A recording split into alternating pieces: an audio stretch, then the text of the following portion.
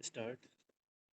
महोदय, दूसरे शब्दों में आर्थिक, व्यापारिक, निवेश और तकनीकी कारणों से द्वितीय महायुद्ध के बाद और शीत युद्ध के दौरान एशिया के देशों में पुनः धुंधलापन पैदा हुआ।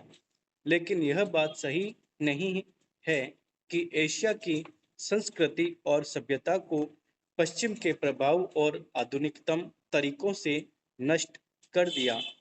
हाँ, एक धक्का जरूर लग दिया, पर समय समय पर एशिया का यह रूप, एशिया की यह सभ्यता और संस्कृति बलशाली तरीके से उदयमान होती दिखाई देती है। पंडित जवाहरलाल नेहरू ने 1945 में अपनी पुस्तक डिस्कवरी ऑफ इंडिया में एशिया की पहचान पर लिखा है कि हजारों वर्षों से जब यूरोप अपने अंधकार के युग में था, एशिया ने अपने मनुष्यों की प्रगतिशील आत्मा को प्रभावशाली ढंग से दर्शाया। उन्होंने यह विश्वास भी जताया कि एशिया की संस्कृति और सभ्यता यूरोप की संस्कृति और सभ्यता से अधिक प्रभावी है।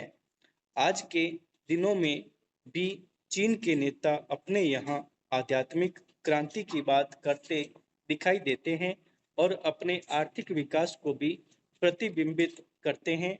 मलेशिया के प्रधानमंत्री भी बड़े गर्व के साथ मलेशिया के रास्ते की बात करते हैं और आधुनिकता और पारंपरिक संस्कृति के मिश्रण से मलेशिया का विकास करना चाहते हैं।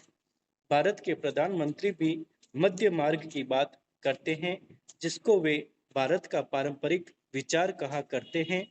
वियतनाम के यशस्वी नेता भी साम्यवादी विचारधारा को पारंपरिक सहिष्णुता के अनुसार डालना चाहते थे।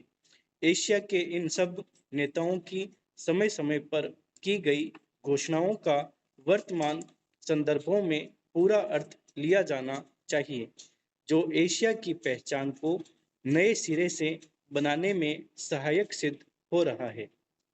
यहाँ यह भी बताना उचित होगा कि हाल के वर्षों में एशियाई देश, विशेष रूप से पूर्वी एवं दक्षिणी पूर्वी एशिया के देश, एशिया के सुदृढ़ देशों के रूप में उभरे हैं और इन देशों के आर्थिक विकास की दर विश्व के किसी भी अन्य देश के आर्थिक विकास की दर से अधिक है तथा जिनके आने वाली शताब्दी में विश्व आर्थिक व्यवस्था के निर्माताओं के रूप में उभरने की आशा है।